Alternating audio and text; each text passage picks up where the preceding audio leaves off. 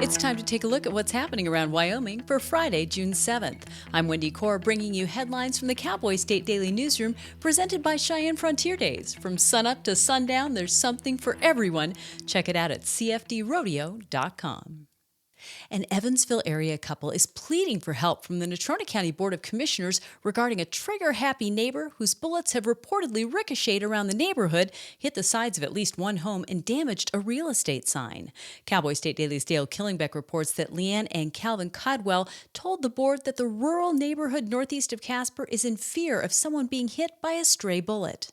I did contact the sheriff's department today, and they said that their story is a little bit different. They said they responded to 2 incidents out there since 2023, and that they've talked to the person that does the shooting, and they had said they would modify what they do. But that was not the story last night at the county commission. Photos presented to the county commissioners and Cowboy State Daily show a real estate sign with multiple bullet holes and ricochet marks, a spent bullet, and multiple photos of bullet holes in home siding. Pamela Mertens moved to Wyoming in August 2023 from Florida, and now she's running for House District 56. Tom Olmsted is running for Senate District 20 after moving from Colorado 3 years ago. These aren't anomalies, reports Cowboy State Daily's Leo Wolfson. It's a trend. There's at least a handful of people around Wyoming who are running for the state legislature who moved to the state within the last 5 years.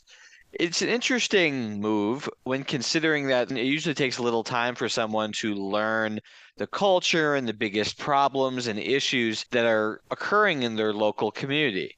Wyoming likely has one of the lowest barriers for entry into a legislature in the country. State law requires 1 year of residency from the time a legislator starts their term in office to serve. The federal government has charged a 62-year-old Fremont County woman with witness tampering on claims she tried to keep an accused child torturer's children from talking to investigators.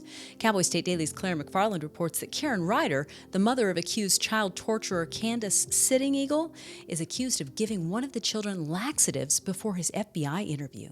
When she took the children down for an FBI interview here in the weeks preceding Sitting Eagle's trial, she fed one of them coffee and prune juice and chips, hoping he'd be on the toilet the entire time and she'd have to go help him, and this calamity would prevent him from being interviewed. And so the feds are saying that she detailed this scheme while in a jail call with her daughter. Sitting Eagle is headed to trial this month on assault charges for allegedly torturing her 13-year-old son in her home on the Wind River Indian Reservation. I'll be back with more news right after this. In southwest Wyoming, wide open space is waiting. This is how we explore it. In Rock Springs and Green River, Wyoming. Plan your adventure at explorewy.com. On Tuesday, the chairman of Campbell County's Board of Commissioners leveled harsh words at coal industry officials who weren't at a public hearing in Gillette to discuss the pounding policy attacks coming out of Washington, D.C. that could one day kill off coal mining in the energy-rich Powder River Basin. But those officials say they weren't snubbing the commission. Instead, they were in Cody for the Wyoming Mining Association's annual meeting to discuss those same concerns, which could effectively topple the region's economy. Energy reporter Pat Mayo was in Cody for the meeting and talked to some of the attendees about their frustrations. And if you've driven around Wyoming, you just don't do a quick little drive down the street, around the corner, and attend another meeting.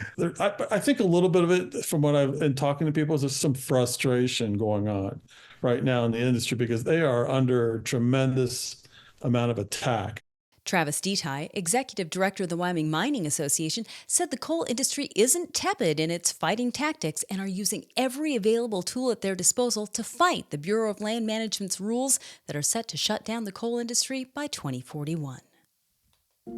And a grizzly in Yellowstone National Park might have set a regional record with a litter of 5 cubs. Yellowstone tour guide Andrea Barat on Wednesday shared with Cowboy State Daily a video he'd taken that morning of a grizzly with 5 cubs in tow. Some bear experts told Cowboy State Daily's Mark Hines that they'd never heard of a grizzly litter of that size in the area. One guy said in Alaska they've seen some litters of 5. There have been, I think, 11 documented litters of 4 grizzly bear cubs in the greater Yellowstone ecosystem. Of course, the most famous of which is grizzly 399's quadruplets in 2020. But the catch here is that some of these cubs might have been adopted. One bear researcher said that there were 2 females, both with cubs, spotted in close proximity of each other shortly before, and then all of a sudden, this one female bear now has 5 cubs with her. So they're speculating maybe something happened to one of the females, and the second female subsequently adopted some of the cubs as her own, which they say that does happen. If all 5 cubs are to survive until independence, typically age 2 for grizzlies, they're up against steep odds, as approximately 49% of cubs survive their first year. And that's today's news. Get your free digital subscription to Wyoming's only statewide newspaper by hitting the subscribe button on cowboystatedaily.com. And don't forget to subscribe to our YouTube channel. I'm Wendy Corr for Cowboy State Daily.